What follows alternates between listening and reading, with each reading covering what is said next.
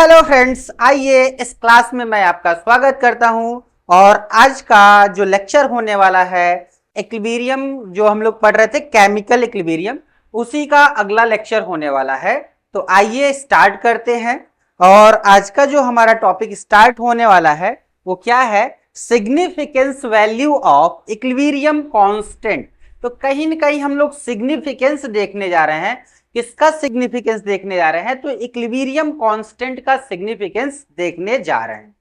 तो आइए इसको स्टार्ट करते हैं। हाँ, लास्ट में मैंने कुछ पढ़ाया था और लास्ट में मैंने कुछ डिग्री ऑफ डिसोसिएशन के लिए कुछ फॉर्मूला निकलवाया था। और वो क्या निकला था? ये लास्ट क्लास का है। जो मैंने बताया था वो था आपका क्या? D theoretical minus D observe. और ये क्या था आपका? ये था n-1 और ये क्या था? D observe. ये लास्ट में मैंने अल्फा कैलकुलेट करवाया था वेपर डेंसिटी के रेस्पेक्ट में। तो आप देखिएगा कभी कभी जैसे बुक में आपको ये फॉर्मूला मिलेगा तो कुछ इस तरह का मिल सकता है। ये कैपिटल डी से थियरेटिकल पार्ट को दिखाया गया होगा, स्मॉल डी से ऑब्जर्व वाले पार्ट को दिखाया गया होगा, और ये क्या हो जाएगा? n-1 और ये क्या हो जाएगा आपका? d। देखिएगा ध्यान से, मैं इसको क्यों दोबारा बता रहा हूं। मैं इससे एक ग्राफ प्लॉट करने जा रहा हूं क्योंकि ग्राफ पे एक क्वेश्चन नीट और जेई दोनों में पूछा हुआ है, इसीलिए उसका ग्राफ देखना भी जरूरी है। तो आइए इसके ग्राफ को देखते हैं, फिर हम आगे कंटिन्यू करते हैं। तो अगर मैं करूं इसके बारे में ग्राफ देखना चाहूं तो मैं पहले तो इसको मैं इधर भेज रहा हूं, मैं इसको इधर भेज रहा हूं। तो मैंने इसको जब इधर भेजा तो ये बन गया क्या? n-1 हो गया। और क्या मैं इसको ऐसे लिखूं d-d/d? तो मैं कुछ ऐसे लिख रहा हूं n-1 और मैं एक काम करता हूं और अल्फा को इधर करता हूं और इसको मैं लिख देता हूं d/d-1। ये बना। मैं थोड़ा सा इसको अरेंज करता हूं, मैं इसको इधर भेजता हूं तो फाइनली मेरा जो बनेगा d/d और ये बन जाएगा n-अल्फा+1। ये बनता है आपका। और इसी पे आपको ग्राफ मिलता है। इसी पे आपको क्या मिलता है? ग्राफ मिलता है। ये हो जाएगा y और ये हो जाएगा m, और यहां पे थोड़ा मैंने मिस कर दिया है, यहां पे n-1 और ये क्या आएगा? अल्फा। तो ये पूरा m हो गया और ये हो गया x और ये हो गया क्या? +c। अगर मैं इसके लिए ग्राफ प्लॉट करूं तो आपको y एक्सिस पे क्या मिलेगा? d theoretical upon d observe. ये आपका स्लोप होगा, m स्लोप होता है n-1। x एक्सिस पे क्या होगा? आपका अल्फा होगा। और c जो है ना, ये क्या होगा? आपका कांस्टेंट होगा। और ये पॉजिटिव में है तो ग्राफ कहीं ना कहीं ऊपर की ओर जाएगा। तो ध्यान से देखिएगा, इसका जो ग्राफ मैं बना रहा हूं उस ग्राफ को देखिएगा। ये मेरा हो गया अल्फा और ये हो गया डी थियरेटिकल और ये क्या हो गया? डी ऑब्जर्व हो गया। और आपको पता होना चाहिए जो ये C है वो कांस्टेंट है और उसकी वैल्यू पॉजिटिव में है, तो ग्राफ कभी भी ओरिजिन से स्टार्ट नहीं होगा। ये ध्यान दीजिएगा। ये मान लीजिए ग्राफ जो स्टार्ट होगा कुछ ऐसे जाएगा और ये हमारा क्या हो जाएगा? ये हमारा कांस्टेंट वैल्यू हो जाएगा, इंटरसेप्ट हो जाएगा C। ठीक है। और यहां पे ये जो स्लोप होगा, इस स्लोप की मैं बात करूं, ये स्लोप इक्वल टू क्या हो जाएगा? n-1। ये आपका ग्राफ बनता है जो पिछला हम लोग फॉर्मूला पढ़े थे, alpha equal to D theoretical minus D observe upon n-1 और डी ऑब्जर्व। n क्या था? Number of dissociate particle from reactant. Reactant से प्रोडक्ट में जो पार्ट कन्वर्ट होता है वो कितने पार्ट में डिसोसिएट होता है वो नंबर बताता है। मैंने इसी को रीअरेंज किया और अरेंज करके मैंने ये बनाया, एक इक्वेशन बनाया y-mx+c। तो ये हमारा c वाला हो गया इंटरसेप्ट, ये जो कांस्टेंट वैल्यू है, और ग्राफ यहां से इसमें जाएगा और ये जो हमारा स्लोप आएगा वो क्या बन जाएगा? n-1। ये ग्राफ किसके किसके वर्सेस है? तो देखिए D theoretical D observe versus क्या है? अल्फा। अल्फा क्या है? डिग्री ऑफ डिसोसिएशन है। तो ये पिछला क्लास का ये जो मैंने पढ़ाया था उसका ग्राफ हो गया, और ये ग्राफ एक बार पूछा हुआ है, इसीलिए आपको ये चीजें याद रखनी होंगी। ठीक है, तो आइए इसी बात पे मैं इसको हटाता हूं और आगे बढ़ता हूं, और ये significance of value of equilibrium constant को समझते हैं, क्योंकि यहां से अगर इसको समझ लिए तो बहुत सारी चीजें आपके लिए आसान हो जाएंगी क्वेश्चन करने के लिए। तो आइए मैं इसको हटाता हूं और आगे बढ़ता हूं।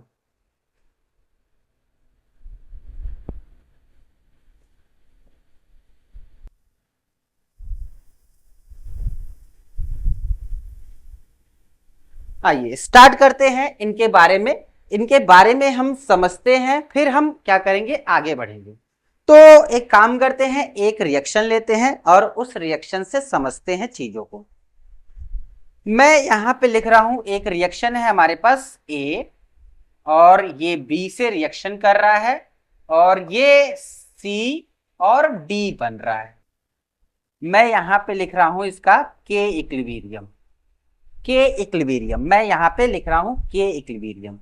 अगर मैं कहूं यहां पे ध्यान से देखिएगा, तो ये बनेगा C, ये बनेगा क्या D, और ये बनेगा क्या A, और ये बनेगा B। देखो, इक्विलिब्रियम आने के लिए किसी भी पॉइंट पे आ सकता है, ये जान लीजिए कि रिएक्शन थोड़ा सा स्टार्ट हुआ हो तब भी आ सकता है, या रिएक्शन ऑलमोस्ट कंप्लीट हो गया हो, थोड़ा सा बचा हो, उस पॉइंट पे भी इक्विलिब्रियम आ सकता है, मिड पॉइंट पे भी इक्विलिब्रियम आ सकता है। आप हमें एक चीज बताना, अगर मैं कहूं यहां पे जो दिख रहा है, यहां पे जो चीजें दिख रही हैं, ये के इक्विलिब्रियम है। अगर मैं कहूं के इक्विलिब्रियम, अगर ये इन दोनों की कंसंट्रेशन क्या हो जाए, सेम हो जाए, ध्यान से देखिएगा, अगर ये दोनों का कंसंट्रेशन सेम हो जाए तो ये कटेगा और वैल्यू कितना आ जाएगा, 1। वैल्यू कितना आ जाएगा, 1। यानी ये दोनों का कंसंट्रेशन अगर आपस में सेम है तो आप काटेंगे तो इनकी वैल्यू कितनी आएगी, 1 आएगी। बात समझिए मैं क्या समझाना चाह रहा हूं। मैं एक काम कर रहा हूं, ये जो के इक्विलिब्रियम है, इसके लिए मैं क्या कर रहा हूं, अगर मैं इसका कंसंट्रेशन को क्या करूं, बढ़ाऊं, अगर मैं इसके कंसंट्रेशन को बढ़ाऊं, तो कंसंट्रेशन बढ़ाने के लिए ध्यान से देखना, इसको क्या करना होगा, प्रोडक्ट में कन्वर्ट होना होगा। प्रोडक्ट में क्या होना होगा, कन्वर्ट होना होगा।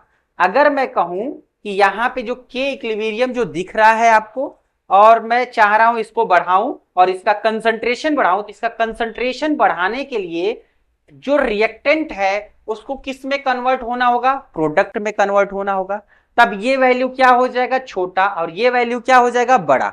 देन आपको क्या दिखाई देगा, जो के इक्विलिब्रियम होगा वो क्या होगा, बहुत ज्यादा बढ़ जाएगा, किससे, 1 से। बात को समझिएगा, केस नंबर 1 ये हो सकता है। दूसरा मैं अगर कहूं कि चलिए मेरे पास यहां पे A है, तो ये क्या है, B है, और ये हमारा फिर से C, और ये हमारा क्या है, D। ध्यान से देखिएगा, मैं लिख रहा हूं ये के इक्विलिब्रियम है, और के इक्विलिब्रियम में मैं लिख रहा हूं यहां C, और ये मैं लिख रहा हूं D, और मैं ये लिख रहा हूं A, और ये लिख रहा हूं मैं B।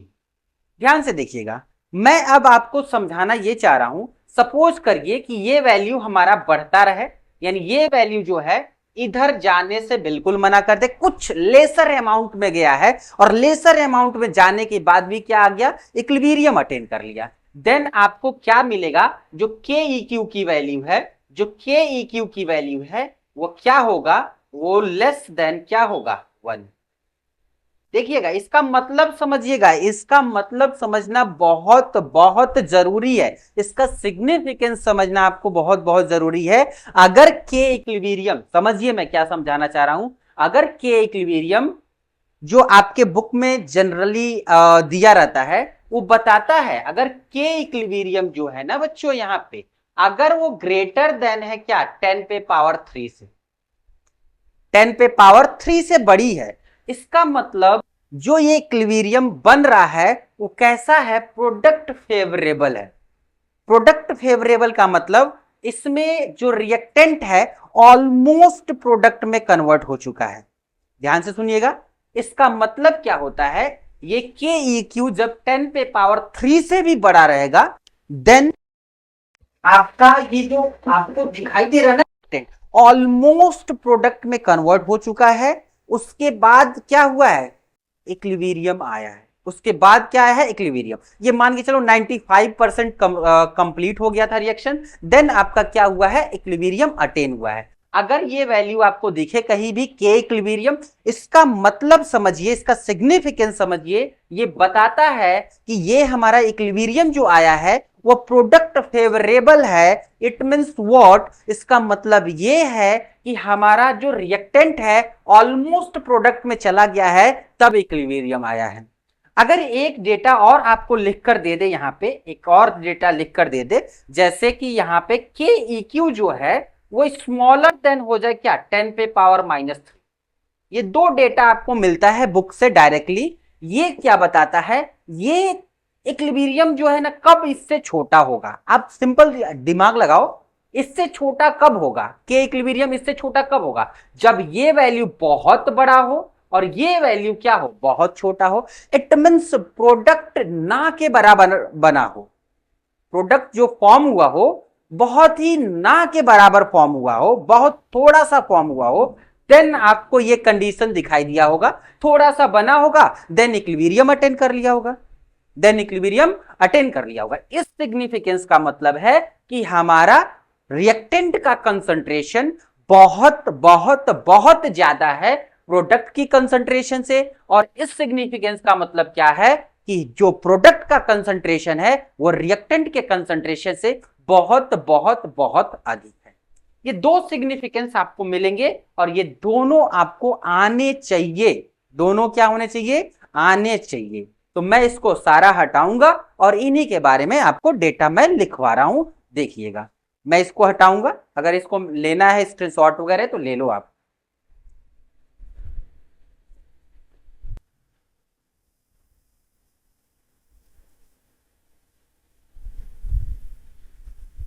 बात को समझिएगा। अगर कह रहा है इफ, इफ यहां पे मैं लिख रहा हूं, एक बार मैं फिर रिएक्शन लिख दे रहा हूं। यहां पे मैं लिख रहा हूं आर, आर है जो कि किस में जा रहा है, प्रोडक्ट में जा रहा है, प्रोडक्ट में जा रहा है। अब यहां पे आएगा के इक्विलिब्रियम आएगा। अगर कह रहा है यहां पे पॉइंट, इफ के इक्विलिब्रियम, के इक्विलिब्रियम जो है, इफ के इक्विलिब्रियम क्या हो जाए, ग्रेटर देन हो जाए, किससे ग्रेटर देन हो जाए, 10 पे पावर 3 से, 10 पे पावर 3 से, 10 पे पावर 3 से ग्रेटर देन हो जाए, तब क्या कहा जाएगा, then, then concentration of product, यहां पे मैं लिख दे रहा हूं कंसंट्रेशन ऑफ प्रोडक्ट, प्रोडक्ट क्या हो जाएगा, ग्रेटर हो जाएगा, ग्रेटर हो जाएगा then concentration of reactant.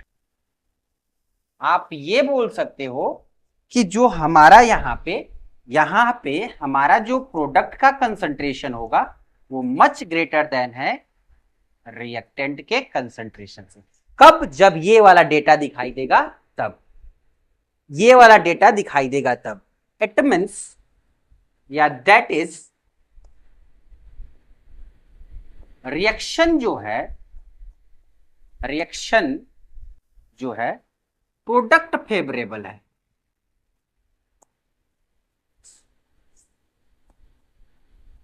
Product favourable.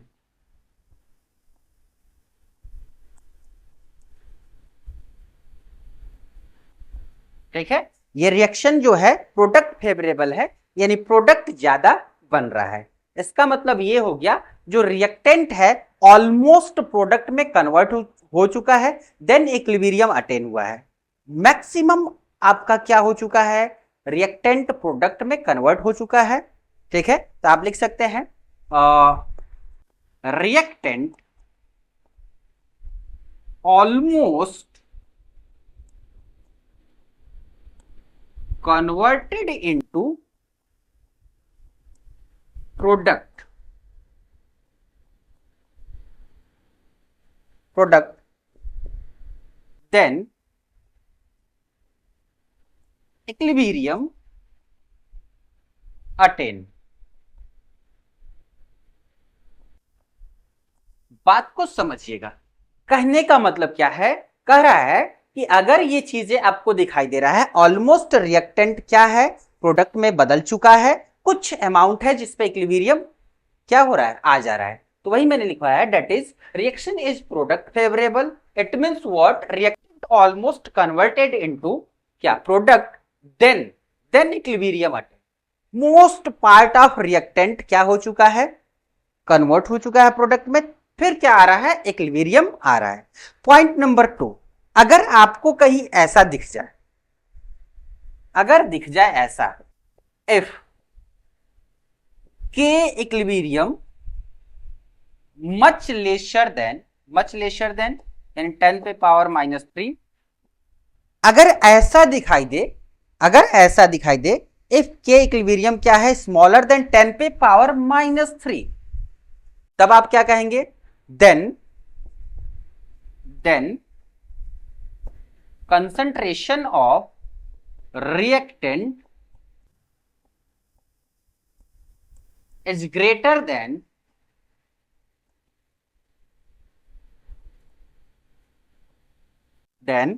Product. इसका मतलब जो है कंसंट्रेशन किसका ज्यादा है, प्रोडक्ट का कम है और रिएक्टेंट का ज्यादा है। आप क्या लिख सकते हैं, जो रिएक्टेंट है वो क्या है, मच ग्रेटर देन है क्या, कंसंट्रेशन ऑफ प्रोडक्ट। इसका मतलब ये कि जो हमारा रिएक्शन है वो रिएक्टेंट से प्रोडक्ट बना ही नहीं है। आप क्या कर सकते हैं, प्रोडक्ट के कंसंट्रेशन को आप एक तरह से नेग्लेक्ट कर सकते हैं। यहां पे भी आप रिएक्टेंट के कंसंट्रेशन को आप कैलकुलेट कर सकते समय नेग्लेक्ट कर सकते हैं। क्यों, ऑलमोस्ट प्रोडक्ट में कन्वर्ट हो चुका था। लेकिन यहां पे जब देखेंगे तो ऑलमोस्ट जो है ना रिएक्टेंट बचा है, कुछ अमाउंट ही किधर गया है, प्रोडक्ट की ओर गया है, देन इक्विलिब्रियम अटेन हो गया है। तो आप यहां पे लिख सकते हैं रिएक्शन जो है ये क्या है, रिएक्टेंट फेवरेबल है, यानी रिएक्टेंट से प्रोडक्ट की तरफ नहीं जाता है। तो आप लिख सकते हैं रिएक्शन जो है, ये रिएक्शन जो है ना बच्चों, यहां पे ये क्या है, रिएक्टेंट फेवरेबल है, रिएक्टेंट फेवरेबल है, ठीक है। इट मीन्स जो lesser amount of reactant convert into product then equilibrium attain. तो आप यहां पे लिख सकते हैं, यहां से lesser amount of reactant convert into या कन्वर्टेड इनटू प्रोडक्ट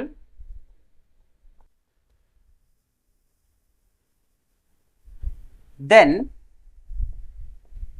इक्विलिब्रियम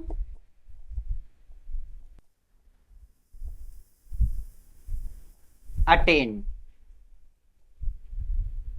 ठीक है। इसमें लेसर अमाउंट में हमारा क्या हो रहा है, प्रोडक्ट में कन्वर्ट हो रहा है, देन क्या आ जा रहा है, इक्विलिब्रियम। आप कैलकुलेशन पर्पज से इस प्रोडक्ट के कंसंट्रेशन को नेग्लेक्ट कर सकते हैं, यहां पे आप रिएक्टेंट के कंसंट्रेशन को नेग्लेक्ट कर सकते हैं। कहने का मतलब यह है, सपोज करिए कि आपके पास यहां पे एक रिएक्शन है, मैं पहले के लिए बता रहा हूं, और ये रिएक्शन ऑलमोस्ट प्रोडक्ट में कन्वर्ट हो चुका है। तो मैं यहां पे बता रहा हूं, जैसे मान लीजिए 0, यहां पे ये 1 मोलर था, 1 मोलर था, यहां पे 1 मोलर, और इक्विलिब्रियम जब आ रहा है देन इसकी मोलैरिटी 0.001 हो जा रहा है। मोस्ट ऑफ द पार्ट किस में कन्वर्ट हो जा रहा है, प्रोडक्ट में हो जा रहा है। मोस्ट ऑफ द पार्ट क्या हो जा रहा है, प्रोडक्ट में कन्वर्ट हो जा रहा है। तो 0 पॉइंट क्या हो जाएगा, यहां पे देख लो तो 9 क्या हो जाएगा, 9 हो जाएगा, ठीक है। तो यहां पे आपको क्या देखने को मिलेगा कि मोस्ट ऑफ द पार्ट क्या हो चुका है, रिएक्टेंट का किसमें कन्वर्ट हो चुका है, प्रोडक्ट में कन्वर्ट हो चुका है, देन इक्विलिब्रियम अटेन हुआ है। इसका मतलब इसका कंसंट्रेशन इससे क्या है, ज्यादा। उसी तरह यहां पे जो केस है सेकंड वाला, उस केस में अगर मैं यहां पे समझाऊं कि अगर मान लीजिए मेरे पास ए है और ये किस में जा रहा है, बी में जा रहा है, तो ये 1 मोलर था, और इक्विलिब्रियम जब आया तो इक्विलिब्रियम पे ये स्टार्टिंग इनिशियली 1 मोलर था और इक्विलिब्रियम जब आया तो ये बचा था आपका 0.9 और ये आप कह सकते हैं 0.99 और ये बचा 0.001। तो इसका मतलब क्या हो गया, इसका मतलब ये कि ये जो है इसका मोस्ट ऑफ द कंसंट्रेशन किधर है, रिएक्टेंट साइड है। इट मींस ये रिएक्टेंट फेवरेबल है और वो क्या है, प्रोडक्ट फेवरेबल है। ये चीजें आपको पता होनी चाहिए, आप इसे नोट करेंगे फिर मैं आगे बढ़ूंगा और इसको आप कर लीजिए, फिर मैं आगे बढ़ता हूं और मैं इसको हटाऊंगा। चलिए इसको मैं हटाता हूं और आगे बढ़ता हूं।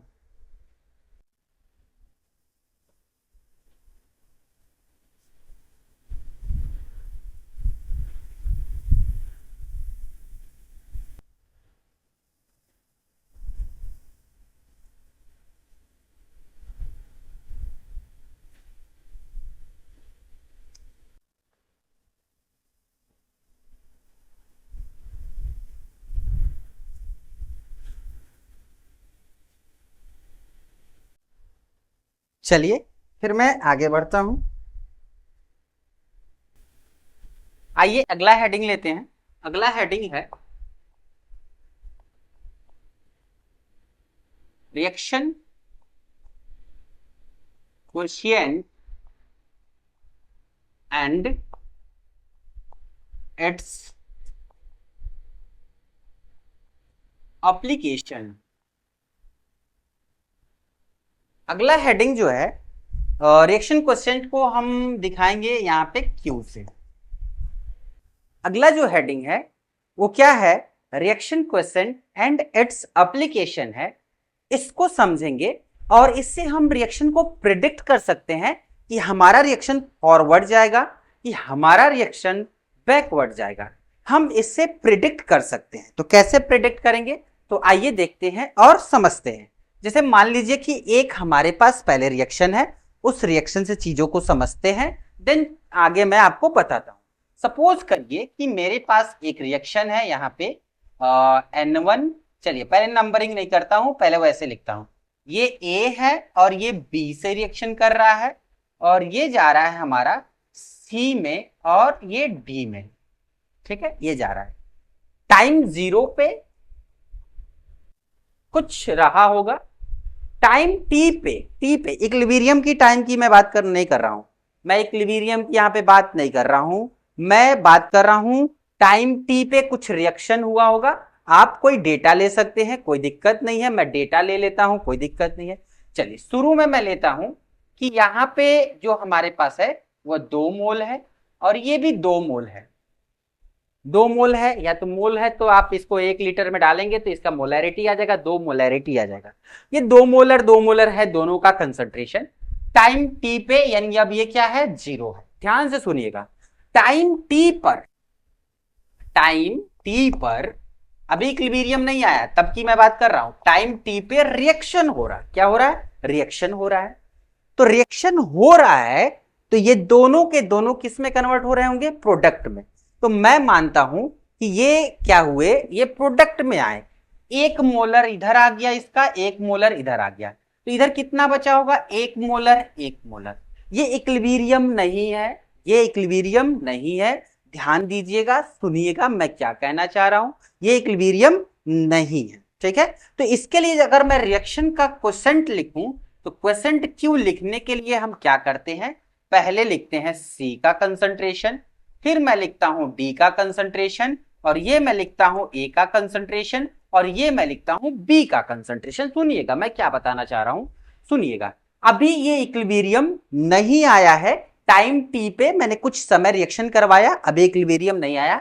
कुछ समय रिएक्शन करवाने के बाद मैंने इसका क्वोशेंट कैलकुलेट किया। इसका कंसंट्रेशन 1 है, इसका कंसंट्रेशन 1 है, इसका कंसंट्रेशन 1 है। ओवरऑल Q की जो वैल्यू आएगी वह 1 आएगी। Q की वैल्यू कितनी आएगी, 1 आएगी। ध्यान दीजिएगा मैं बता रहा हूं, आगे चलते हैं। अब मैं कह रहा हूं कि कुछ समय बाद हमने देखा कि जो इक्विलिब्रियम आ गया, कुछ समय बाद हमने देखा, सुनिएगा, कुछ समय बाद हमने देखा कि इक्विलिब्रियम आ गया। ध्यान से सुनिएगा, एक चीज और यहां पे समझ लीजिए, अगर इसका वैल्यू बढ़ेगा तो इसकी वैल्यू क्या होगी, घटेगी, ओवरऑल Q की वैल्यू क्या होगी, बढ़ेगी। तो इसका मतलब क्या है, अगर ये कंसंट्रेशन किसका, A और B, इट मींस रिएक्टेंट का कंसंट्रेशन अगर प्रोडक्ट यानी फॉरवर्ड की तरफ जा रहा है तो Q की वैल्यू बढ़ती है। ध्यान से समझिएगा, अगर आपके रिएक्शन का Q की वैल्यू बढ़ानी होगी तो प्रोडक्ट का फॉर्मेशन बढ़ाना होगा। प्रोडक्ट का फॉर्मेशन बढ़ाने के लिए इनका कंसंट्रेशन बढ़ाना होगा, जिससे ये वैल्यू इसके डायरेक्टली होगा, इसके इनवर्सली, तो ये कम होगा और ये क्या होगा, बढ़ेगा। ओवरऑल Q की वैल्यू जो डिपेंड करेगा वो किस पे डिपेंड करेगा, प्रोडक्ट की कंसंट्रेशन पर। चलिए, बहुत अच्छी बात है। अब आगे चलते हैं। टाइम टी इक्विलिब्रियम, कुछ समय बाद इक्विलिब्रियम आया। ध्यान से समझिएगा, कुछ समय बाद इक्विलिब्रियम आया। इक्विलिब्रियम पे हुआ क्या, ध्यान से देखिएगा।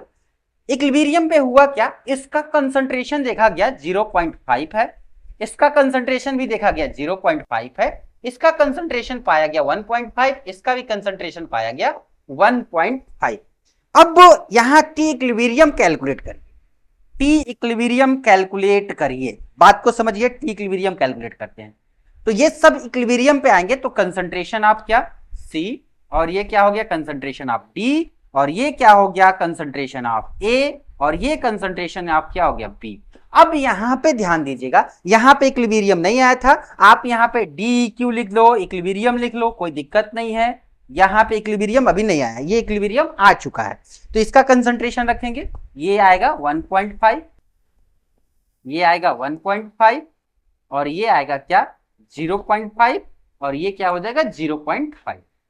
आप इसे सॉल्व करते हैं और सॉल्व करने के बाद क्या आ जाएगा, आप देखो डेसिमल से डेसिमल हटा दो, ये 15 हो जाएगा, तो ये हो जाएगा 225, और ये क्या हो जाएगा 25 हो जाएगा। कितना आ जाएगा, 25। आप इसे काट कर देखो तो कितने बार में कटता है, चेक करते हैं। तो इसको काटते हैं और ठीक ठीक एक ठीक। अब देखिए, ये अगर मैं 5 से काटूं तो 5 से काटूं तो ये कितना आ जाएगा, 25 8 200, और 25 9 225, यानी 9 टाइम आ जाएगा, ये 9 टाइम आ जाएगा।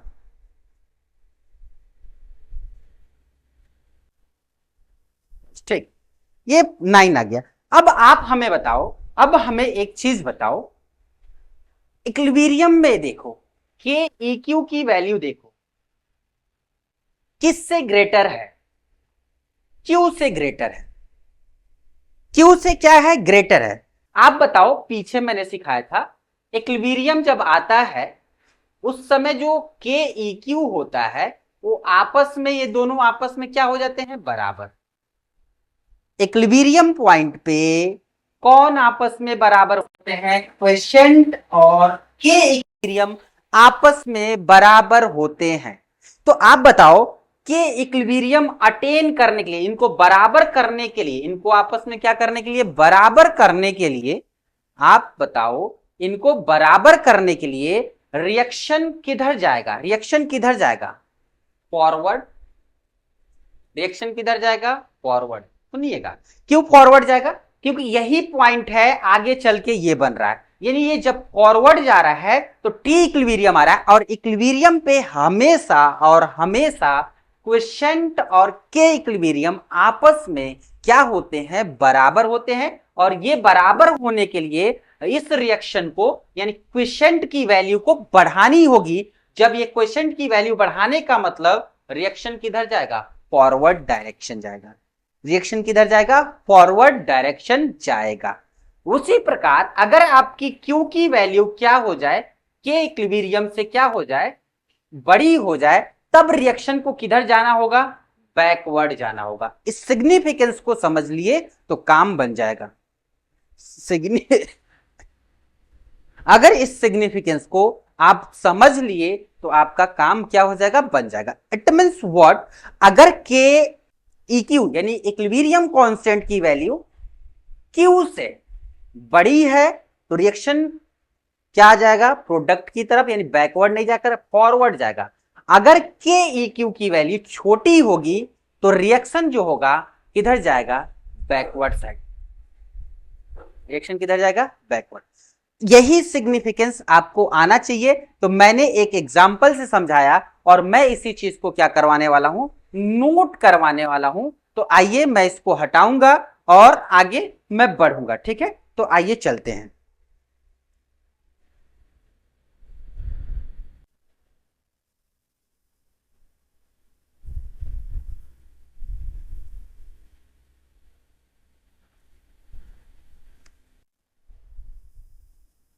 ठीक है, आपने क्वेश्चन समझ लिया, क्वेश्चन का मतलब समझ लिया। क्वेश्चन का मतलब होता है, ध्यान दीजिएगा, जैसे मान लीजिए कि मैं लिख रहा हूं रिएक्टेंट और ये जा रहा है किसमें, प्रोडक्ट में। तो अगर मैं इसके लिए क्वेश्चन लिखूं तो ये क्वेश्चन क्या होगा, रिएक्टेंट प्रोडक्ट का कंसंट्रेशन, और ये हो जाएगा रिएक्टेंट का कंसंट्रेशन। ध्यान से सुनिएगा, मान लीजिए अभी इक्विलिब्रियम नहीं आया है तब की कुछ समय, जैसे मान लीजिए रिएक्शन कोई 10 मिनट में कंप्लीट हो रहा है, आपने और बीच में 5 मिनट पे मान लीजिए इक्विलिब्रियम आ जा रहा है, तो मान के चलिए 1 मिनट पे आपने चेक किया, तो ये कुछ समय पहले चेक किया गया है तो क्वेसेंट आया है, ठीक है। तो मैं क्या कर रहा हूं, इनके लिए लिख रहा हूं क्वेसेंट। अब मैं लिख रहा हूं इसका के इक्विलिब्रियम, अगर ये इक्विलिब्रियम अटेन कर ले रहा है देन आपका क्या आएगा यहाँ पे, प्रोडक्ट, और प्रोडक्ट किस पे देखा जाएगा, इक्विलिब्रियम पे देखा जाएगा, और यहां पे क्या देखा जाएगा, रिएक्टेंट इक्विलिब्रियम पे। एक चीज आप हमेशा याद रखेंगे, जब आपका इक्विलिब्रियम अटेन हो जाएगा उस समय, और उस समय क्यू, मैं यहां पे लिख रहा हूं at equilibrium, at equilibrium Q equal to क्या हो जाएगा, के इक्विलिब्रियम। यानी ये रिएक्शन इक्विलिब्रियम में आने के लिए किसे वर्क करना पड़ेगा, क्यू को। अगर क्यू की वैल्यू क्या हो जाएगा, के ई क्यू से बड़ी होगी तो घटना पड़ेगा, के ई क्यू को घटना पड़ेगा, कम होना पड़ेगा। तो उससे हम पता लगाएंगे रिएक्शन कहां जाएगा, फॉरवर्ड जाएगा कि बैकवर्ड डायरेक्शन में जाएगा। तो मैं आता हूं और एक एक पॉइंट यहां पे मेंशन करवाता हूं। तो पॉइंट नंबर फर्स्ट, इफ के इक्विलिब्रियम, ध्यान दीजिएगा, इफ के इक्विलिब्रियम ग्रेटर देन क्या, क्यू, ग्रेटर देन क्यू, के क्यू, क्यू से ग्रेटर है के इक्विलिब्रियम, तो के इक्विलिब्रियम की वैल्यू बढ़नी होगी, तभी तो ये क्या होगा, बढ़ने के लिए तभी तो इसके बराबर आएगा, क्योंकि ये इक्विलिब्रियम अटेन करने के लिए, इक्विलिब्रियम अटेन करने के लिए क्यू और के ई क्यू आपस में बराबर होंगे। अगर इसकी वैल्यू छोटी है तो ये रिएक्शन को बताएगा कि अभी हमारा रिएक्शन होना बाकी है इक्विलिब्रियम अटेन करने के लिए। तो आप बताओ इसकी वैल्यू बढ़ाने के लिए रिएक्शन किधर जाना होगा, इसकी वैल्यू बढ़ाने के लिए प्रोडक्ट की वैल्यू बढ़नी चाहिए, यानी रिएक्शन किधर जाएगा, फॉरवर्ड डायरेक्शन जाएगा। किधर जाएगा, फॉरवर्ड डायरेक्शन जाएगा। तो हम लिखेंगे रिएक्शन विल बी शिफ्ट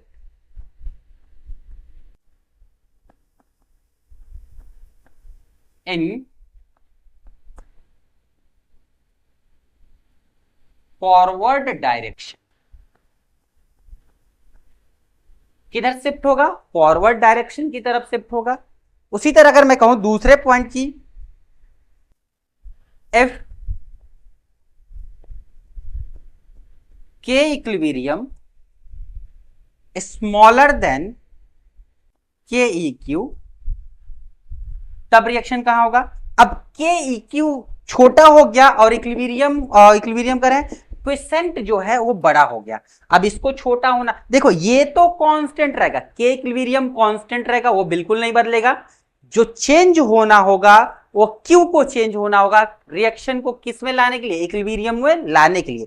तो ये वैल्यू बड़ा है तो इस वैल्यू को हमें करना होगा चेंज, और इसे करना होगा छोटा, तभी आएगा इसके बराबर। और इसके बराबर आने के लिए क्या करना होगा, के जो यहां पे जो दिख रहा है ना, क्वेश्चंट दिख रहा है, इसकी वैल्यू को कम करनी होगी। तो इसकी वैल्यू कम करने के लिए प्रोडक्ट को छोटा होना पड़ेगा, यानी ये किधर जाएगा, रिएक्टेंट की तरफ। रिएक्टेंट की वैल्यू क्या होनी होगी, बड़ी होनी होगी। तो रिएक्शन कहां शिफ्ट होगा, reaction will be shift in backward direction, backward direction, ध्यान दीजिएगा, रिएक्शन कहां शिफ्ट होगा, बैकवर्ड डायरेक्शन में शिफ्ट होगा। ये चीजें आपको पता होनी चाहिए। तीसरा पॉइंट, इफ के ई क्यू इक्वल टू क्या है, क्यू है, देन रिएक्शन कहीं शिफ्ट नहीं होगा। ये किस पे होगा, एट इक्विलिब्रियम पे होगा। किस पे होगा, एट इक्विलिब्रियम पे होगा। और ये यहां पे रिएक्शन आपको शिफ्टिंग नहीं देखने को मिलेगा। तो आप करेंगे इसका मेंशन अपनी नोटबुक में, फिर मैं आगे बढ़ूंगा और आगे देखूंगा। चलिए मैं इसको हटाता हूं और आगे बढ़ता हूं।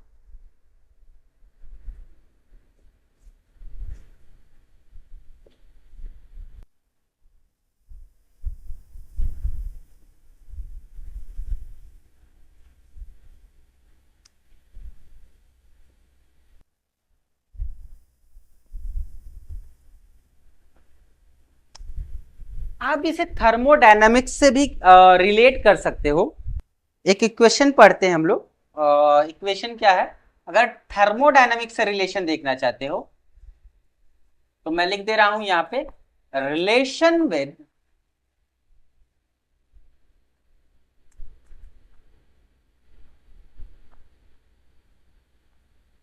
थर्मोडायनामिक्स। तो कैसे थर्मोडायनामिक्स में आप इंटर कर सकते हो, तो बहुत आसान है। एक रिएक्शन पढ़ते हो, delta G equal to delta G nought plus R T L N. Q क्या है, क्विसेंट। क्यू क्या है, क्विसेंट है। आपको ये चीजें पता होनी चाहिए। अगर मैं बात करूं एट इक्विलिब्रियम, एट इक्विलिब्रियम ध्यान दीजिएगा, डेल्टा जी क्या है, मैं यहां पे पहले नाम लिख दूं इनके बारे में। ये क्या है, ये है Gibbs free energy of reaction. And delta G की मैं बात करूं तो स्टैंडर्ड गिब्स फ्री एनर्जी, ठीक है। बाकी क्यू की मैं बात करूं, क्यू क्या होता है, क्वेश्चंट होता है, रिएक्शन का क्वेश्चंट होता है। ये चीजें आपको पता होना चाहिए। अब मैं बात करता हूं कुछ चीजें यहां पे एट इक्विलिब्रियम। अगर मैं आऊं यहां पे इक्विलिब्रियम पे, तो इक्विलिब्रियम पे भी आपको कुछ देखने को मिल जाएगा। एट इक्विलिब्रियम जो डेल्टा जी है उसकी वैल्यू होती है 0, और Q जो होता है वह इक्विलिब्रियम कांस्टेंट के बराबर हो जाता है। ये Q इक्विलिब्रियम। अगर कंसंट्रेशन है तो यहाँ पे Kc लिखेंगे, तो मैं लिख दे रहा हूं, अगर आपका एक्वस स्पेसीज है देन आप यूज करेंगे Kc। अगर आपका गैसियस स्पेसीज है, ठीक है, देन आप यूज कर सकते हैं यहाँ पे Kp। कोई दिक्कत नहीं होनी चाहिए। यहाँ पे जो डेल्टा जी नॉट है ये नॉट इक्वल टू 0 होगा। ऐसा क्यों होता है, ये स्टैंडर्ड वैल्यू है, और स्टैंडर्ड वैल्यू आपने किसी वैल्यू को आप एग्जैक्ट माने होंगे, इसीलिए इस वैल्यू को आप 0 नहीं कर सकते। देन आपको क्या दिखाई देगा, यहां पे चीजों को देखिएगा। यहां पे आप चीजों को जब देखेंगे तो फाइनली जो यहां मिलेगा 0 मिलेगा। 0 इक्वल टू डेल्टा जी, और नॉट आ गया, ये आ गया आर टी, और ये क्या हो गया आपका एल एन, और क्यू की जगह पे इक्विलिब्रियम पे क्या आ जाएगा यहाँ पे के ई क्यू। अगर आपका कंसंट्रेशन टर्म दिया है Kc यूज करेंगे, अगर आपका प्रेशर वाला टर्म दिया है एटीएम वगैरह तो Kp यूज करेंगे, कोई दिक्कत नहीं है। आप बताओ, मैं इसको या तो इधर ट्रांसफर कर लूं, देन आपको क्या मिलेगा, डेल्टा जी नॉट, ये ln को आप कन्वर्ट करोगे तो माइनस में आएगा 2.303। ये ए प्लस में ना, ये आएगा इधर तो माइनस में हो जाएगा, और इसकी वैल्यू होगी 2.303, और ये हो जाएगा क्या आर टी, और ये क्या बन जाएगा लॉग के ई क्यू। ये जो रिलेशन आता है वो थर्मोडायनामिक्स से आता है, देख लो आप इसे अच्छी तरीके से।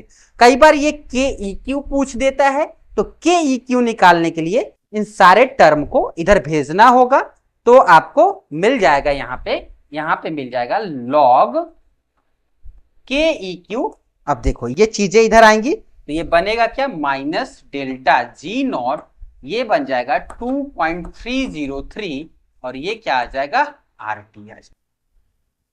आपको ये चीजें आनी चाहिए और ये जरूरी है, इन पे भी आपको क्वेश्चन कहीं ना कहीं आपको मिल ही जाएंगे। तो ये टर्म आप कर लीजिए, फिर मैं इसको हटाऊंगा और मैं आगे बढ़ूंगा। चलिए इसको मैं हटाता हूं।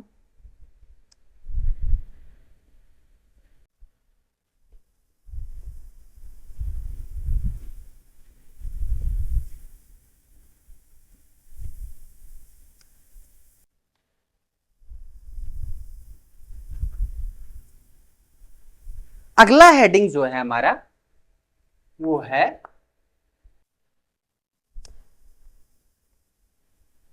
ली चैटलियर्स प्रिंसिपल।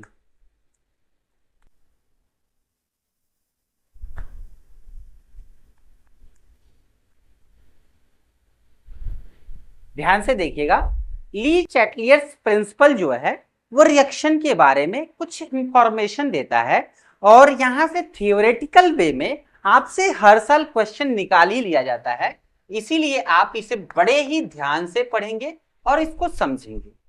ठीक है, तो यहां पे हम क्या करने वाले हैं, रिएक्शन रहेगा हमारे पास, सुनिएगा ध्यान से हर चीज यहां पे।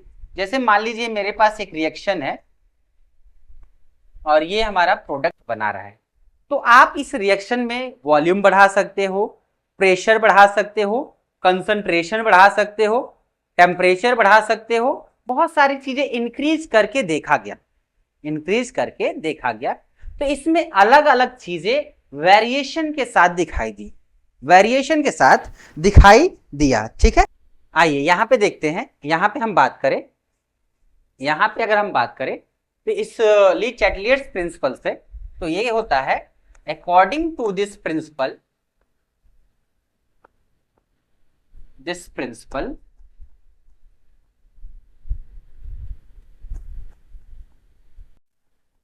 if any change impose of an system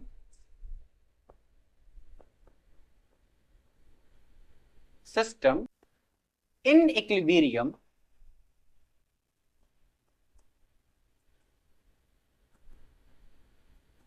then the equilibrium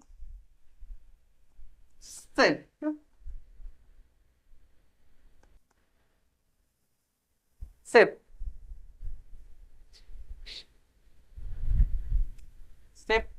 in which direction, in which direction of that effect is nullified or neutralized।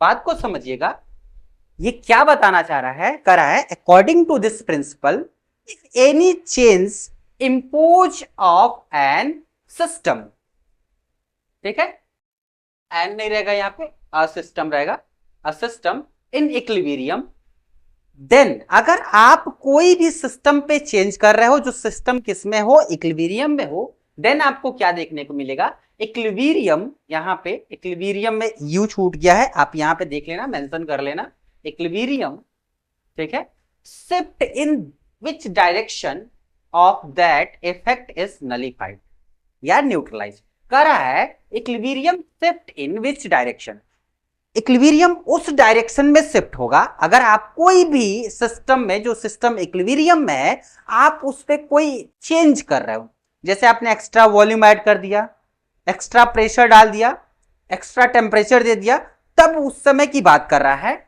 यही सारी चीजें बता रहा है कि अगर आप कोई भी चेंज करते हो, then equilibrium shift in which direction, ये इक्विलिब्रियम उस डायरेक्शन में शिफ्ट होगा जिधर इफेक्ट जो होगा ना, जो चेंज का, वो क्या हो जाए, नलिफाइड हो जाए। यानी आप मान लो कि मैं एक काम करता हूं, कुछ चीजें ले लेता हूं और इनको हेडिंग के हिसाब से समझाता हूं।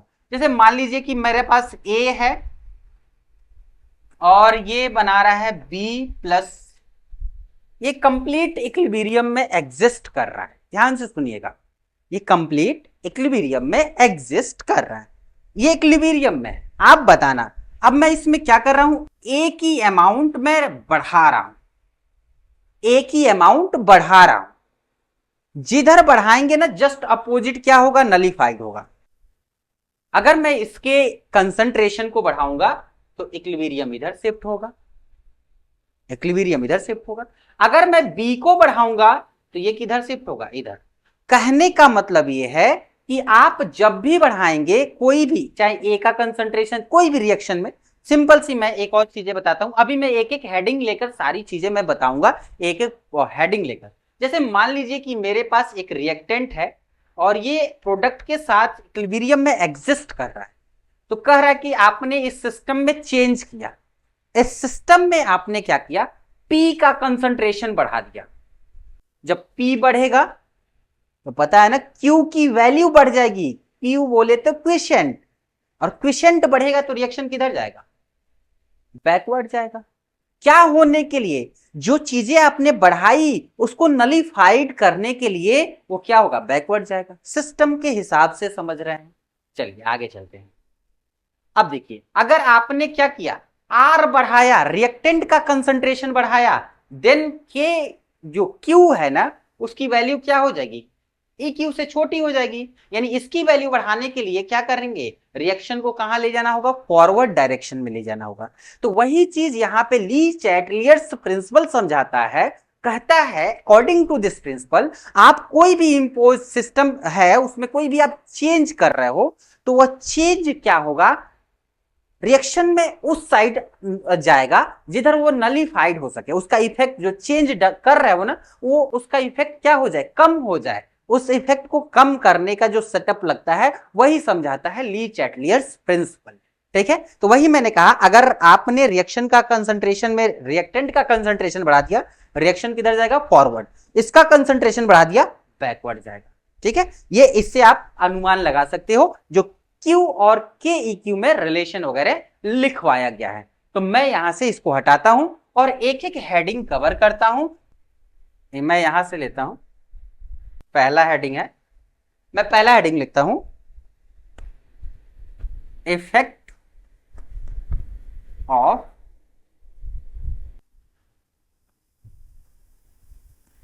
एडिशन ऑफ रिएक्टेंट और प्रोडक्ट। पहला हेडिंग कह रहा है कि मान लीजिए एक सिस्टम जो है हमारा इक्विलिब्रियम में एग्जिस्ट कर रहा है, एक सिस्टम इक्विलिब्रियम में एग्जिस्ट कर रहा है। ध्यान से समझिएगा, सिस्टम किस में एग्जिस्ट कर रहा है, इक्विलिब्रियम में एग्जिस्ट कर रहा है। और उसमें आपने क्या किया, रिएक्टेंट या प्रोडक्ट ऐड कर दिया। सुनिएगा ध्यान से, आपने रिएक्टेंट या प्रोडक्ट ऐड कर दिया, देन रिएक्शन कहां जाएगा ये चीजें आपको बतानी। तो मैंने कहा अभी जस्ट समझाया, जैसे मान लीजिए मेरे पास R है और ये P के साथ इक्विलिब्रियम में एग्जिस्ट कर रहा है।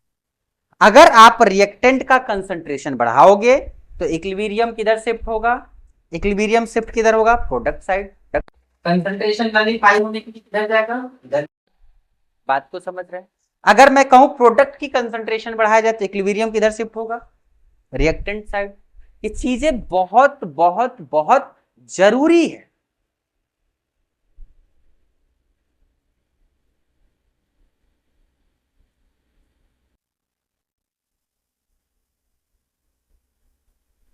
चलिए, तो इसको देख लिए, तो आइए आगे बढ़ते हैं और लेते हैं।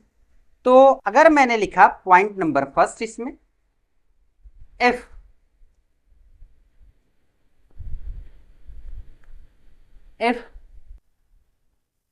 कंसंट्रेशन ऑफ या reactant, if concentration of reactant add, मैं सिंपल ऐसे लिख रहा हूं, if R is added अथवा P is removed, then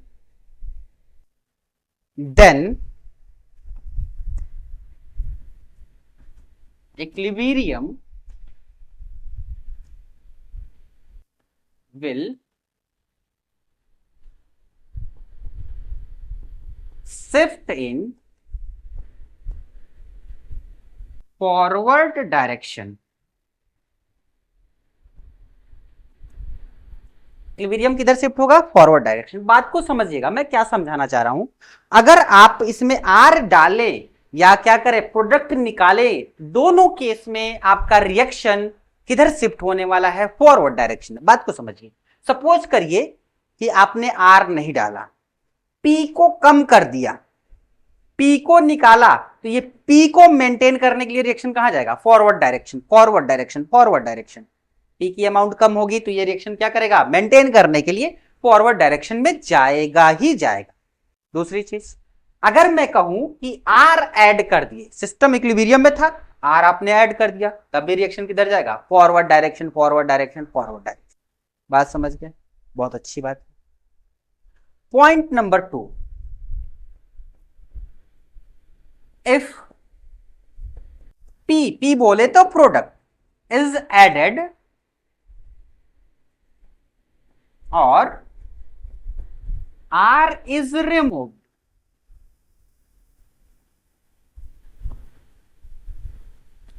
then equilibrium shift in backward direction. चीजों को समझिएगा। अब कह रहा है कि आप P को ऐड करिए या तो P को रोक लीजिए, रिएक्टेंट कम करिए, तो प्रोडक्ट क्या करेगा? रिएक्टेंट बनाएगा जल्दी जल्दी, क्योंकि इक्विलिब्रियम में है, अपने इक्विलिब्रियम को मेंटेन करना है, तो ये इधर बनाएगा। या आपने प्रोडक्ट ऐड कर दिया, तब भी ये क्या करेगा? रिएक्टेंट की तरफ मैनेज करेगा, क्योंकि अपना इफेक्ट नलीफाई करना है। देख रहे हो ना ये डेफिनेशन? ये जो भी चीजें ऐड करोगे उसको क्या करेगा? दूसरे की तरफ भेज देगा, दूसरे की तरफ भेजकर अपने आप को नलीफाई करेगा, यानी जो इफेक्ट पड़ रहा है ऐड करने की वजह से उसको नलीफाई करेगा। नलीफाई करने के लिए क्या करेगा? इधर ट्रांसफर करेगा।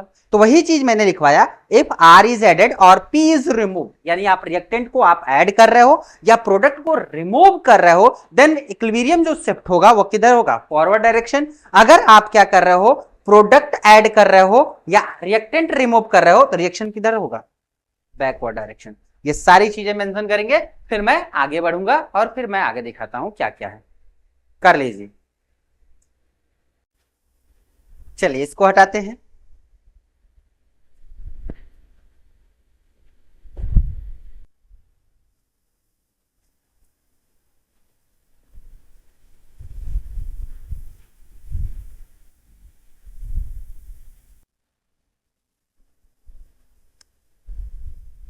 नोट लगा लीजिएगा।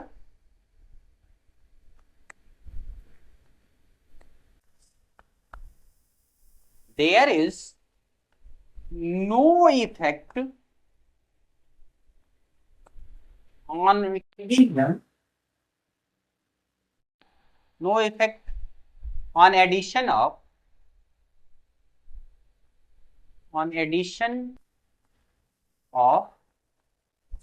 solid substance।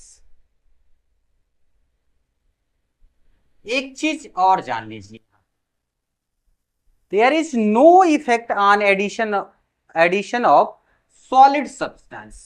अगर आप क्या कर रहे हो, कोई इक्विलिब्रियम में एग्जिस्ट किया हुआ है और आप उसमें सॉलिड सब्सटेंस डाल रहे हो जो रिएक्शन में डिसोसिएट वगैरह नहीं हो रहा है, वो इक्विलिब्रियम को डिस्टर्ब नहीं कर पाएगा, उसका कोई इफेक्ट नहीं आएगा। ध्यान दीजिएगा, ये चीजें जरूरी हैं।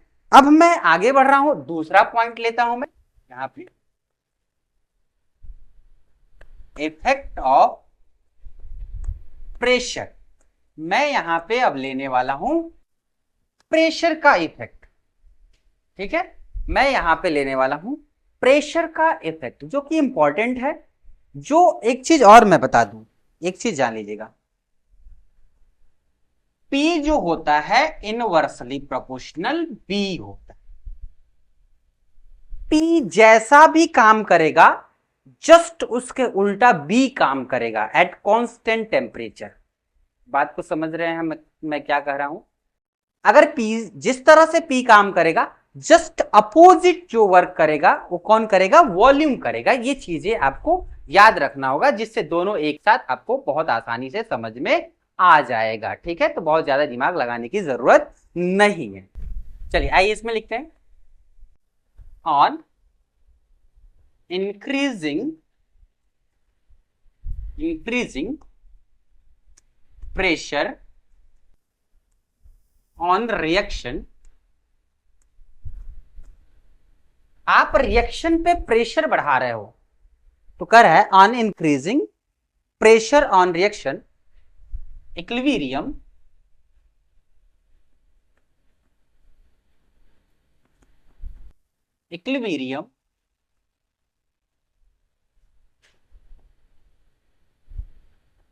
shift that direction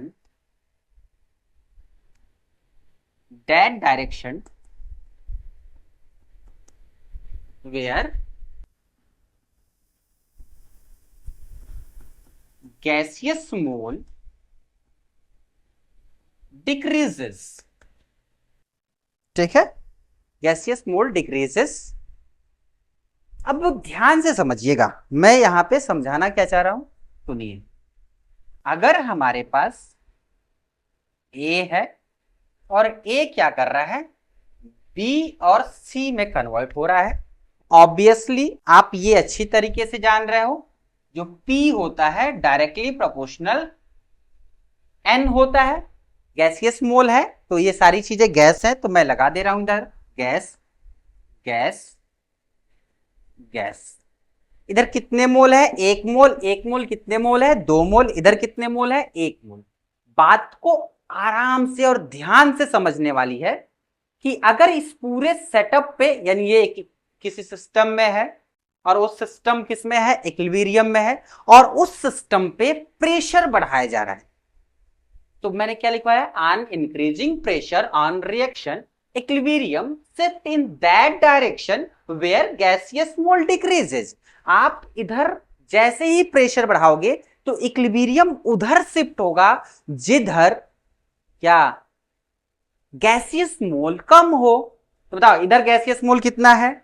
मैं कहूं इधर 1 है, इधर और इधर, और इनका समेशन जब लोगे तो ये 2 मोल है और ये कितना मोल है? 1 मोल है। बात को समझिएगा, यानी प्रेशर जब भी बढ़ाओगे तो इक्विलिब्रियम किधर शिफ्ट होगा? इधर, क्योंकि ये लेसर नंबर ऑफ गैसियस मोल है। वही चीज कर रहा है यहाँ पे, आप देख लो यहाँ पे वही चीज कर रहा है। अगर इन पे प्रेशर बढ़ाते हो तो इक्विलिब्रियम क्या होगा? बैकवर्ड शिफ्ट होगा। क्यों? क्योंकि इधर क्या है? ज्यादा गैसियस ऑफ मोल है, ज्यादा गैसियस ऑफ मोल है इधर, इसीलिए ये रिएक्शन किधर जाएगा? बैकवर्ड जाएगा। किधर जाएगा? बैकवर्ड। इधर क्या है? लेसर नंबर ऑफ मोल है। अब अगर कहे कि प्रेशर कम किया जाए, प्रेशर क्या किया जाए? कम किया जाए, तो रिएक्शन जस्ट क्या हो जाएगा? उल्टा हो जाएगा। रिएक्शन क्या हो जाएगा? जैसे एक बार प्रेशर बढ़ा रहे हो तो equilibrium shift in backward direction, pressure कम करोगे तो रिएक्शन क्या होगा? Will shift in forward direction. तो ये चीजें आपको आनी चाहिए। ठीक है, अगर आप प्रेशर बढ़ाते हो, अगर आप प्रेशर बढ़ाते हो तो रिएक्शन उधर जाएगा लेसर मोल की तरफ। ठीक है, तो इक्विलिब्रियम शिफ्ट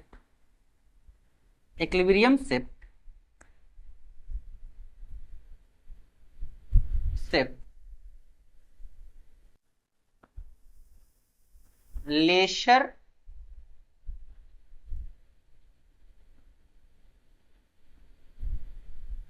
गैसियस मोल स्पीसीज। ठीक है, अगर प्रेशर आप डिक्रीज करते हो, इक्विलिब्रियम शिफ्ट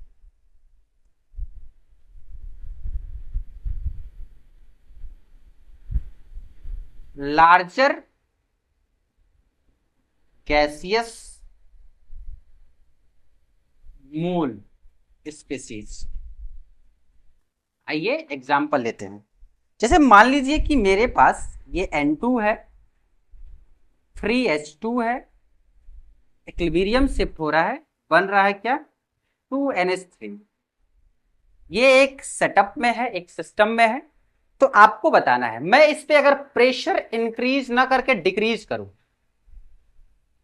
प्रेशर डिक्रीजेस, इसके लिए है प्रेशर डिक्रीजेस, तो इक्विलिब्रियम किधर शिफ्ट होगा, लेसर मोल से ग्रेटर मोल की तरफ। ये कितना मोल है, ये कितना मोल है बता सकते हैं, ये है 4 मोल। ये कितना है गैसियस मोल 4, 3 और 1 4 हो गया।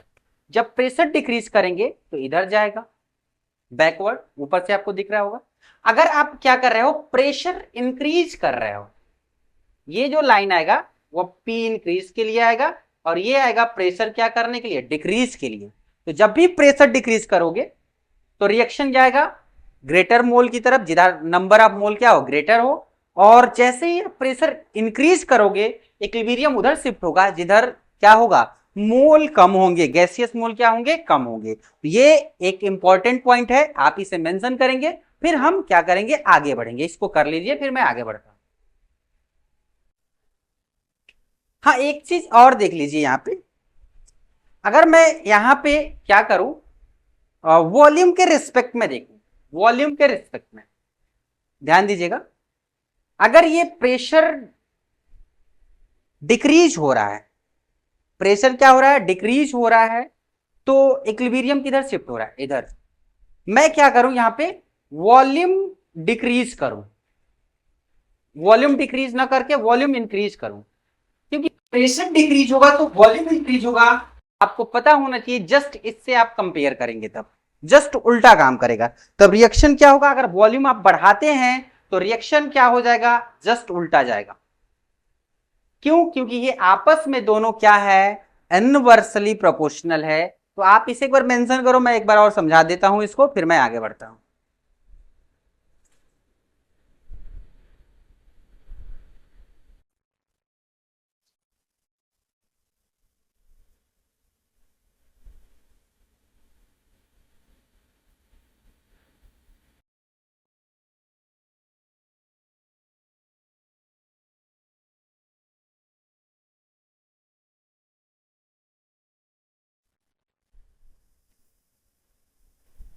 चलिए आइए आगे बढ़ते हैं और आगे देखते हैं, इसको हटाते हैं।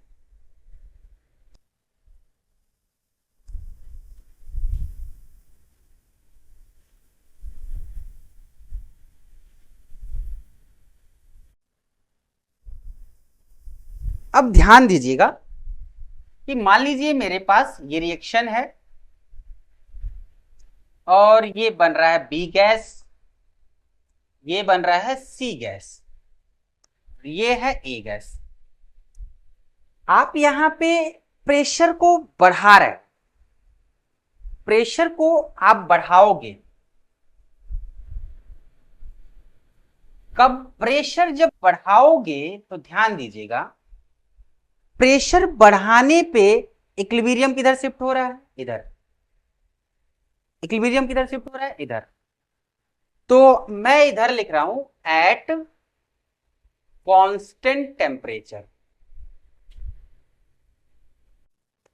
कहानी जो भी हो रही है टेम्परेचर पे हो रही है, और वो क्या है, टेम्परेचर कांस्टेंट टेम्परेचर है, ठीक है। ये चीजें याद रखनी है। तो आप बताओ, आप इधर जब जा रहे हो तो कहीं ना कहीं प्रेशर बढ़ा रहे हो, तो वॉल्यूम कम हो रहा है। क्या कम हो रहा है, वॉल्यूम कम हो रहा है, बात को समझिएगा। जब प्रेशर बढ़ाओगे तो वॉल्यूम कम होगा, वॉल्यूम कम होगा तो कंसंट्रेशन बढ़ेगा, आप अच्छी तरीके से जान रहे हो। अब मैं कहूं कि आप एक काम करो, वॉल्यूम बढ़ाओ। क्या बढ़ाओ, वॉल्यूम बढ़ाओ। तो आप जैसे ही वॉल्यूम बढ़ाओगे तो रिएक्शन जस्ट रिवर्स हो जाएगा। आप अगर वॉल्यूम बढ़ाओगे तो रिएक्शन क्या हो जाएगा, रिवर्स। क्यों रिवर्स हो रहा है आप बता सकते हैं, क्योंकि जो बी है ना, बी जो है वो क्या है, इनवर्सली प्रोपोर्शनल है। बी क्या है, इनवर्सली प्रोपोर्शनल। आप वॉल्यूम बढ़ाओगे तो रिएक्शन किधर जाएगा, उधर जाएगा जिधर गैसियस मोल ज्यादा है। प्रेशर बढ़ाओगे तो उधर जाएगा, गैसियस मोल इधर कम है। ठीक है। अगर वॉल्यूम डिक्रीज करोगे तो ये इधर जाएगा। तो आप हमेशा याद रखिएगा इनके रेस्पेक्ट में ही आपको चीजें समझनी होंगी, ठीक है। तो आप इसको कर लीजिए, फिर मैं आगे बढ़ता हूं। अगर मैं लिखूंगा यहां पे effect of pressure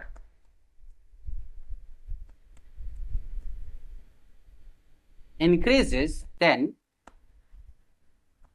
effect of volume decreases, ठीक है।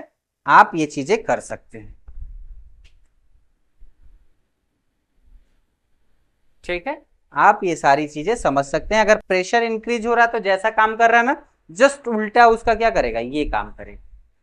कोई दिक्कत? चलिए, तो आइए आगे बढ़ते हैं और मैं इसको हटाता हूं।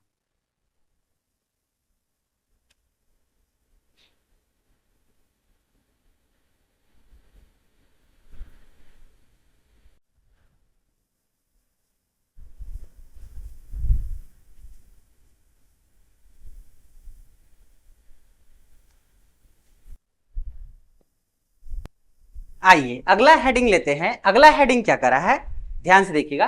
Effect of concentration of pressure और वॉल्यूम चेंज।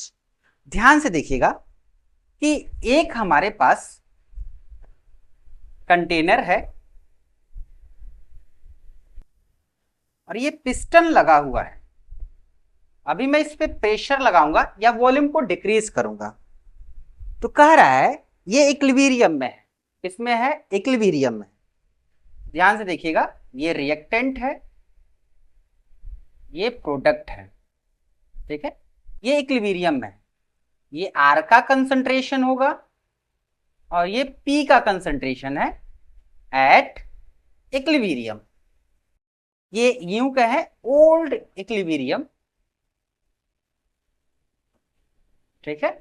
ओल्ड इक्विलिब्रियम है, ठीक है। ध्यान से देखिएगा, कह रहा है इफ प्रेशर इज इंक्रीज्ड, या तो इस पे प्रेशर इंक्रीज किया जाए या वॉल्यूम इज डिक्रीज, या इनके अंदर का वॉल्यूम, तो वॉल्यूम कम करने का एक ही तरीका है, प्रेशर यहां से इंक्रीज कर दो। तो then the concentration of every species at equilibrium increase. कह रहा है, सुनिएगा ध्यान से, अगर आप प्रेशर बढ़ा रहे हो किसी इक्विलिब्रियम वाले सेटअप पे या वॉल्यूम डिक्रीज कर रहे हो, तो जो भी इक्विलिब्रियम पे आपका कंसंट्रेशन होगा स्पीसीज का, वो कंसंट्रेशन क्या हो जाएगा, बढ़ जाएगा। देखो क्यों, देखो वॉल्यूम कम हो रहा है। जब भी वॉल्यूम कम होता है तो कंसंट्रेशन हमेशा क्या होता है, बढ़ता है, बढ़ता है, बढ़ता है। ये चीजें आपको ध्यान देनी होगी। जब भी आप इसमें क्या करोगे, प्रेशर बढ़ाओगे, वॉल्यूम कम होगा, वॉल्यूम कम होगा तो कंसंट्रेशन क्या होगा, हमेशा बढ़ेगा। तो वही चीज मैंने लिखा है, concentration of every species at equilibrium increase and the concentration of new equilibrium will be greater than the concentration at old equilibrium. Equilibrium वाला चीजें तो नहीं बदलेंगी, वो रहेगा कांस्टेंट। लेकिन मैं मानता हूं कि जब शुरू में इक्विलिब्रियम जो था, ठीक है, उसको रखिए, कोई दिक्कत नहीं है। लेकिन जब यहां पे प्रेशर और वॉल्यूम बढ़ा रहे हो ना, तो इक्विलिब्रियम तो कांस्टेंट है, लेकिन जो स्पीसीज है, जो ये स्पीसीज है, उनकी कंसंट्रेशन क्या हो रही है, बढ़ जा रही है। क्यों? क्योंकि वॉल्यूम कम हो रहा है। वॉल्यूम कम होने की वजह से इनका क्या हो रहा है, कंसंट्रेशन बढ़ जा रहा है, ठीक है। तो ये सारी चीजें मैं हटाऊंगा और अगला हेडिंग लूंगा, effect of change in temperature. मैं इसको हटाऊंगा और आगे बढ़ूंगा। अभी तक हमने देखा कि जो इक्विलिब्रियम है वो हर जगह कांस्टेंट दिखाई दिया, लेकिन मैं आपको पहले भी ये चीजें बता चुका हूं कि इक्विलिब्रियम सिर्फ और सिर्फ किसके साथ वेरिएशन करता है, टेम्परेचर के साथ वेरिएशन करता है। सिर्फ और सिर्फ किसके साथ, टेम्परेचर के साथ। ध्यान दीजिएगा, अगला हेडिंग है effect of change of temperature. इसको समझना बहुत जरूरी है। आप समझिए कि मैंने कहा था टेम्परेचर के साथ इक्विलिब्रियम कांस्टेंट बदलता है। ये T1 टेम्परेचर पे K इक्विलिब्रियम है और T1 पे K इक्विलिब्रियम जो है वो K1 है। ध्यान से देखिएगा, T2 पे इसका इक्विलिब्रियम कांस्टेंट बदल गया और ये जो इक्विलिब्रियम है वो बन गया क्या, K2। इन टेम्परेचर के साथ वेरिएशन देखने को मिल रहा है यहाँ पे। आप इसके लिए एक फॉर्मूला होता है, उस फॉर्मूले से समझते हैं, फिर मैं आगे बढ़ता हूं। फॉर्मूला होता है log K2/K1, और ये होता है आपका फॉर्मूला क्या होता है, डेल्टा H, और ये होता है 2.303, और ये क्या हो गया, R हो गया, और ये क्या बन जाएगा, 1 बन जाएगा यहाँ पे T1 माइनस। सारी की सारी कहानी इसी पर टिकी हुई है। ध्यान से देखिएगा, एक्सोथर्मिक रिएक्शन में क्या होता है, ध्यान से आपको पता होना चाहिए। एक्सोथर्मिक रिएक्शन में जब रिएक्शन फॉरवर्ड डायरेक्शन में जाता है तो वहां से हीट रिलीज करता है। क्या करता है, हीट रिलीज करता है। ये चीजें आपको याद रखना होना चाहिए। और वो टेम्परेचर किस पे आप एग्जिस्ट करवाते हैं, उसको लोअर टेम्परेचर पे रिएक्शन होता है। अब इस टर्मोलॉजी को समझिए, पहले ये 1/T1 और T2 को समझिए। अगर मैं कहूं 1/T1 और -1/T2 को समझाऊं आपको, अगर आप ध्यान से देखिएगा, इफ T1 जो हो क्या हो जाए, ग्रेटर हो जाए T2 से, देन ये पूरा का पूरा सेटअप जो होगा वो कैसा हो जाएगा, नेगेटिव हो जाएगा। ध्यान दीजिएगा, अगर T2 जो हमारा, आप करके देखो ना, अगर ये बड़ा है तो ये इधर जाएगा तो ये पूरा पोर्शन नेगेटिव में रहेगा। आप करके चेक कर सकते हो। T2 बड़ा होगा तो ये T1 से, देन आपका पूरा प्रोसेस जो होगा वो कैसा हो जाएगा, पॉजिटिव। ये कहानी तो आपको आ गई कि कब पॉजिटिव होगा, कब नेगेटिव होगा। ठीक है, तो अगर मैं कहूं इनको समझिए, जो आपका रिएक्शन के बारे में पता लगाना है K2 और K1, वो सिर्फ और सिर्फ किस पे डिपेंड होने वाला है, डेल्टा H पे। अगर मैं कहूं डेल्टा H की वैल्यू नेगेटिव करने के लिए, अगर डेल्टा H नेगेटिव हो जाए तो नेगेटिव तब होगा जब T1 बड़ा होगा T2 से। देख लो, ये जब पूरा टर्म नेगेटिव होगा तो ये पूरा नेगेटिव हो जाएगा वैल्यू। और डेल्टा H नेगेटिव का मतलब होता है जो रिएक्शन है वो कैसा है, वो रिएक्शन है एक्सोथर्मिक। ये चीजें किसको समझाती हैं, ये बताती है एक्सोथर्मिक को। किसको बताती है, एक्सोथर्मिक। ठीक है, एक्सोथर्मिक। और मैं आपसे कहूं जब ये वैल्यू नेगेटिव है, ये वैल्यू नेगेटिव है, जब इनको आप इनसे कंपेयर करोगे तो कंपेयर करने पे जो K1 है, यानी नेगेटिव का मतलब ये वैल्यू क्या है, 0 से कम है। 0 से कम है, ये 0 से कम है, सिंपल। तो अगर मैं कहूं यहां पे इन K2 और K1 को देखा जाए तो यहां K2 और K1 जो है वो क्या है, स्मॉलर देन 1 है। ठीक है, तो अगर मैं कहूं कि इसको मैं उधर भेजूं, इसको मैं उधर भेजूं, अब मैं स्मॉलर देन 1 क्यों लिखा हूं, जब लॉग की वैल्यू जाओगे ना, छोटा वैल्यू होगा। देखो ये लॉग, ये वैल्यू क्या होगा, छोटा, नेगेटिव में है, ये नेगेटिव में है, ये भी टर्म नेगेटिव में आएगा कि नहीं आएगा, नेगेटिव में आने का मतलब एक से छोटा। और log 1 की वैल्यू कितनी होती है, 0। आपके मन में ये आ सकता है सर आपने 1 ही क्यों रखा है, तो आपको पता होना चाहिए log K2/K1 है। अगर मैं कहूं ये 1 रखा हूं तो log 1 की वैल्यू होती है 0, तो log 1 से छोटी वैल्यू क्या होगी, नेगेटिव में होगी, तो ये चीजें नेगेटिव को रिप्रेजेंट कर जाएगा। देन आपको यहां से क्या चीजें मिलेंगी, जो K2 जो है वो छोटा है K1 से, K1 से क्या है, छोटा है। बात को समझिएगा, यानी लोअर टेम्परेचर, ये टेम्परेचर क्या है, लोअर टेम्परेचर पे ये जो रिएक्शन है वो लोअर टेम्परेचर पे फेवरेबल होते हैं। तो मैं यहां पे लिख सकता हूं, यहां पे for exothermic reaction, exothermic reaction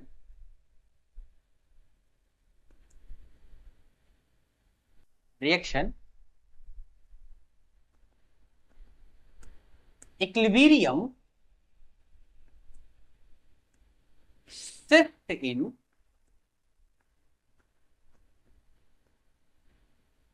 backward direction on increasing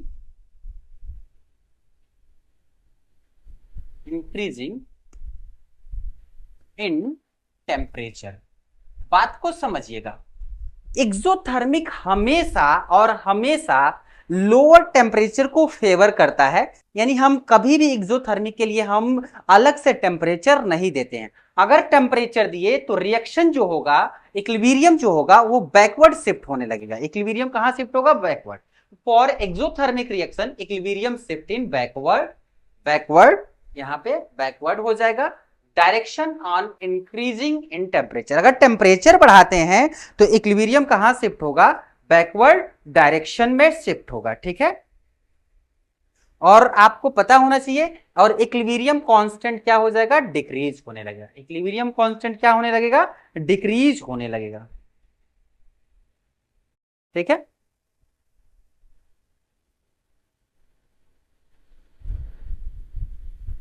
temperature, और कह सकते हैं ऑन इंक्रीजिंग टेम्परेचर। ध्यान से देखिएगा, टेम्परेचर जब बढ़ाएंगे तो इक्विलिब्रियम कांस्टेंट क्या होगा? डिक्रीज होगा। इक्विलिब्रियम कांस्टेंट क्या होगा? डिक्रीज होगा।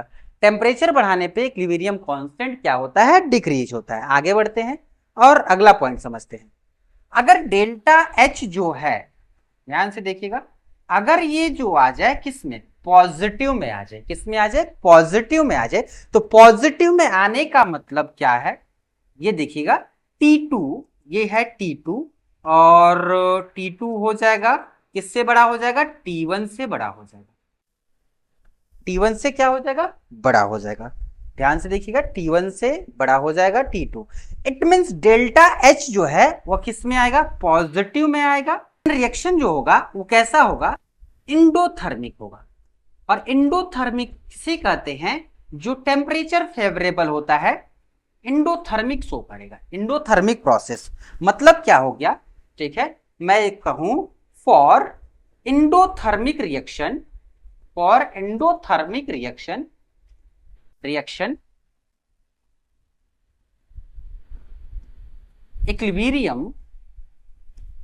इक्विलिब्रियम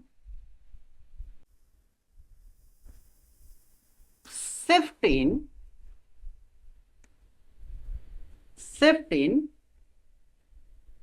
forward direction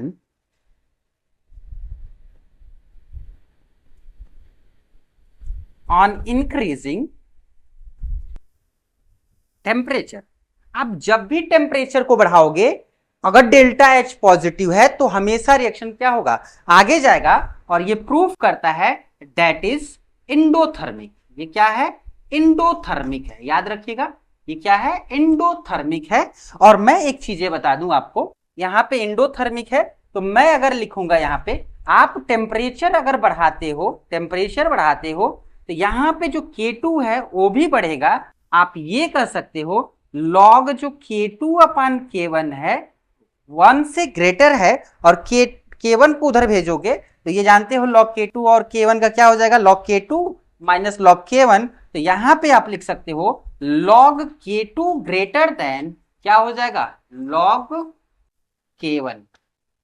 यानी इस केस में आपका हमेशा और हमेशा एक्सोथर्मिक ना होकर एंडोथर्मिक। अगर डेल्टा एच नेगेटिव है तो आपका एक्सोथर्मिक है।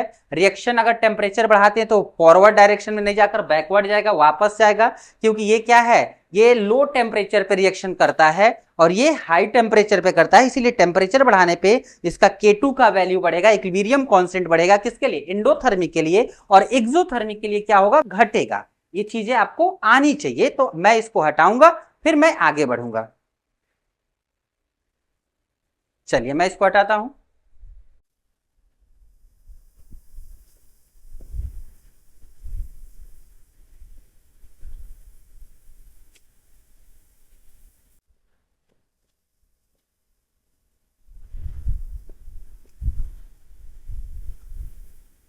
चलिए आगे मैं बढ़ता हूं और मैं लेता हूं यहां पे के ई क्यू, और ये होता है के एफ, और ये होता है के बी। ये दो तरह से रिएक्शन शो करते हैं और आपको पता होना चाहिए ये मान लीजिए कि ये आपका एक्सोथर्मिक है और ये आपका रिएक्शन जो है वो क्या है, एंडोथर्मिक है। ये हो गया एंडोथर्मिक। अगर मैं कहूं एक्सोथर्मिक के लिए कि आपका जो के EQ में आप देखेंगे तो ऑन इंक्रीजिंग जो होता है ना, के EQ डिक्रीज होता है। तो अगर मैं लिखूं यहां पे ऑन इंक्रीजिंग टेम्परेचर के EQ होता है डिक्रीज, के EQ होता है डिक्रीज। और इसमें लिखूं मैं ऑन इंक्रीजिंग टेम्परेचर के EQ जो होता है वो इंक्रीज होता है। तो आपके मन में ये आ सकता है कि आपका जो यहां पे जो बनने वाला है के EQ वो बनेगा क्या, KF और KB। तो आपके ये मन में आ सकता है कि ये डिक्रीज हो रहा होगा और ये क्या आ रहा होगा, इंक्रीज। तभी तो ये वैल्यू बड़ा हो रहा है और ये वैल्यू क्या हो रहा है, छोटा हो रहा है, तभी ये नेगेटिव में आ रहा है। आपके मन में नेगेटिव मतलब ये घट रहा है, ये घट रहा है पहले के रिस्पेक्ट में टेम्परेचर देने पे। और आपके मन में यहां पे ये आएगा कि ये KF जो है और ये क्या हो जाएगा, KB। अगर आप यहां देखोगे, ध्यान से देखिएगा, तो आपका KF आपको बढ़ता हुआ दिखाई देगा, KB घटता हुआ दिखाई देगा। ऐसा ही दिख रहा है ना, ऐसा ही दिख रहा है ना। एक्चुअली में ये ऐसा नहीं होता है, ठीक है। अब ऐसा क्या रीजन है, तो ध्यान से समझिएगा।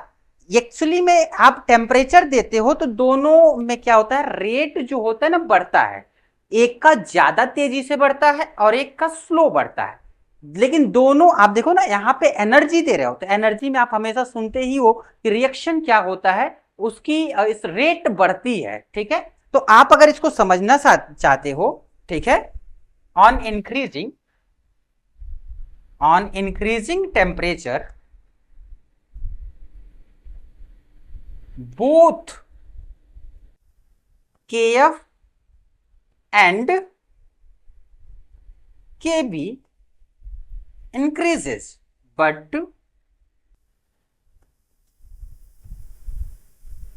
but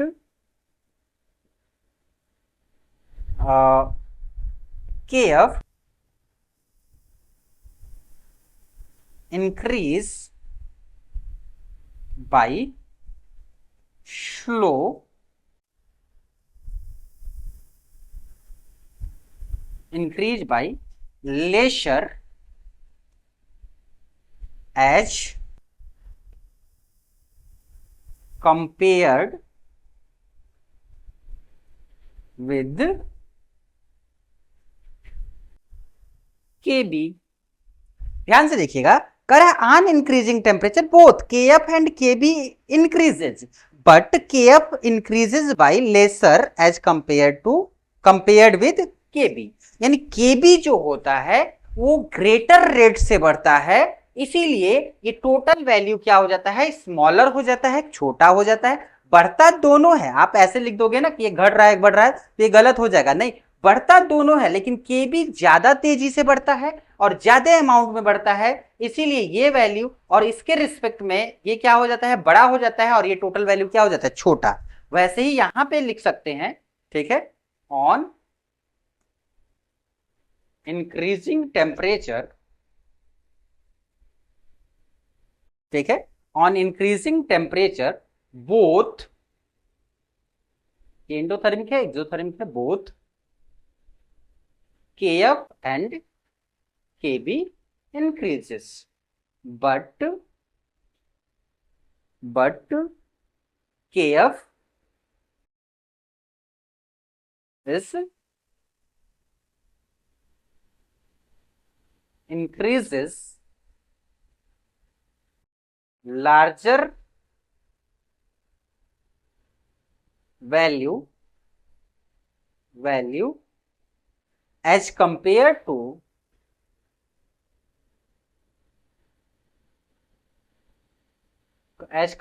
with KB। यहां पे क्या होता है, दोनों के दोनों बढ़ते हैं, लेकिन KB के रिस्पेक्ट में जो KF होता है वो बहुत ही तेजी से बढ़ता है। तो फाइनली मैं लिखूंगा यहां पे KEQ KF, मैं इसके लिए बड़ा साइन लगाता हूं और ये जो KB है उसके लिए छोटा साइन लगाता हूं। छोटे साइन का मतलब ये स्लो बढ़ रहा है और वो बहुत तेजी से बढ़ रहा है। उसी तरह यहां पे लिखा जाएगा के इक्विलिब्रियम, के एफ, और ये क्या है, के बी। तो के बी जो है बहुत तेजी से बढ़ता है और ये स्लो बढ़ता है, इसलिए ओवरऑल वैल्यू क्या हो जाती है, इसकी छोटी हो जाती है और उसकी क्या हो जाती है, बड़ी हो जाती है। दोनों मैंने ये सारी चीजें डिफरेंस मैंने बता दिया है, आप इसको करो और 1 से 2 हेडिंग होंगे छोटे छोटे, उसको कवर करते हैं, फिर वाइंड अप करते हैं, इसको कर लीजिए।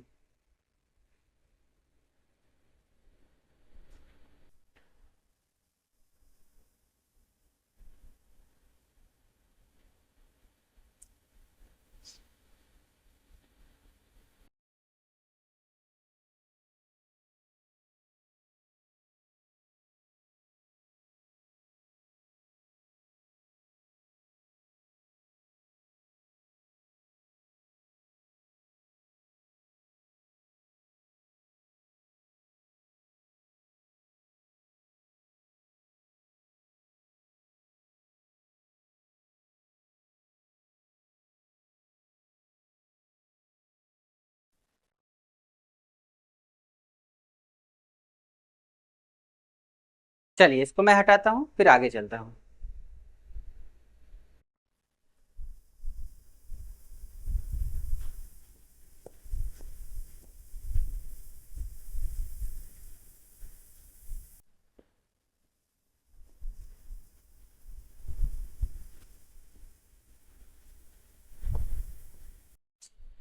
चलिए आइए आगे देखते हैं। अब अगला हेडिंग जो है करा है effect of inert gas addition. अगर आप इनर्ट गैस एडिशन करते हैं तो क्या इफेक्ट देखने को मिल सकता है। करा है on adding inert gas at constant pressure. आप कांस्टेंट प्रेशर पे यहां पे क्या कर रहे हो, गैस को ऐड कर रहे हो। कौन सा गैस, इनर्ट गैस, जो रिएक्शन में तो जाएगा लेकिन रिएक्शन करेगा नहीं, लेकिन प्रेशर क्या है, कांस्टेंट है। अगर प्रेशर कांस्टेंट है तो वॉल्यूम बढ़ेगा, और वॉल्यूम बढ़ेगा and therefore reaction will shift toward higher number of mole. Reaction उधर शिफ्ट होगा। जैसे मान लीजिए कि मेरे पास इधर दिख रहा है बी और सी, बी और सी। अब बताओ अगर मैं प्रेशर बढ़ाता वॉल्यूम को कांस्टेंट रखकर, ठीक है, तो आप क्या देख रहे थे, ये इधर शिफ्ट हो रहा था, ये कहां शिफ्ट हो रहा था, इधर। अब मैंने क्या कर दिया, प्रेशर को कांस्टेंट कर दिया, वॉल्यूम बढ़ाया, तो ये किधर शिफ्ट होगा, जिधर ज्यादा नंबर ऑफ मोल होगा, जिधर ज्यादा नंबर ऑफ मोल होगा, हायर नंबर ऑफ। दूसरी बात, inert gas added at constant volume. अगर वॉल्यूम कांस्टेंट है और आप उसमें इनर्ट गैस डाल रहे हो तो कोई इफेक्ट नहीं मिलेगा। on adding inert gas at constant volume there will be no effect on equilibrium state। equilibrium state पे कोई भी इफेक्ट नहीं पड़ेगा। चलिए आगे चलते हैं। अब आगे देखिएगा, कैटलिस्ट डजंट अफेक्ट। अगर इफेक्ट आप कैटलिस्ट देखा जाए तो कैटलिस्ट कभी भी इक्विलिब्रियम पे, इक्विलिब्रियम स्टेट को छेड़छाड़ नहीं करता है, इक्विलिब्रियम पे इफेक्ट अपना नहीं शो करता है। तो करता क्या है catalyst, it only change the time taken to attain equilibrium. यानी इक्विलिब्रियम को अटेन करवाने के लिए अगर पॉइजनियस है कैटलिस्ट तो लॉन्ग टाइम ले सकता है, अगर आपका पॉजिटिव कैटलिस्ट है, प्रोमोटर है, तो जल्दी से क्या करेगा, इक्विलिब्रियम अटेन करवा देगा। अगर कैटलिस्ट रख रहे हैं और सपोज के लिए एक नॉर्मल रिएक्शन करवा रहे हैं, उसको इक्विलिब्रियम पे आने के लिए 2 घंटे लग रहे हैं, और कैटलिस्ट रखेंगे तो ये हो सकता है 10 मिनट में हो जाए, 5 मिनट में हो जाए। तो कैटलिस्ट हमेशा क्या करता है, रिएक्शन को प्रमोट करता है जल्दी से जल्दी इक्विलिब्रियम में लाने का। तो यानी इक्विलिब्रियम के लिए ये टाइम क्या कर देता है, चेंज कर देता है। जो लॉन्ग टाइम में इक्विलिब्रियम आ रहा था अब कम टाइम में आ रहा है, ठीक है। तो ये सारी चीजें थी। और मैं एक चीज और बता दूं, जैसे मान लो कि मैं पीछे कुछ चीजें पढ़ाया था उसको मैं बता दूं। जैसे मान लीजिए 2HI है और यहां पे बन रहा है I2 और ये बन रहा है H2। अगर आप सोच रहे होगे कि मैं इस पे प्रेशर बढ़ाऊं तो क्या होगा, अगर ये ऑलरेडी दोनों तरफ मोल इक्वल है तो कोई इफेक्ट नहीं पड़ेगा। यानी ये दोनों तरफ क्या है, इक्वल है, तो प्रेशर का कोई इफेक्ट नहीं पड़ेगा। अगर वॉल्यूम बढ़ाते हो तब भी कोई इफेक्ट आपको देखने को नहीं मिलेगा, अगर कांस्टेंट प्रेशर पे है तो भी। क्यों? क्योंकि दोनों तरफ मोल क्या है, बराबर है, तो आप किसी भी हाल में देखेंगे तो ये आपका हमेशा क्या रहेगा, फिक्स रहेगा, चेंज नहीं होगा। तो ये था आज का हमारा लेक्चर, और मैं इसको आज क्या करता हूं, वाइंड अप करता हूं। फिर मैं मिलता हूं अगले क्लास में आपसे।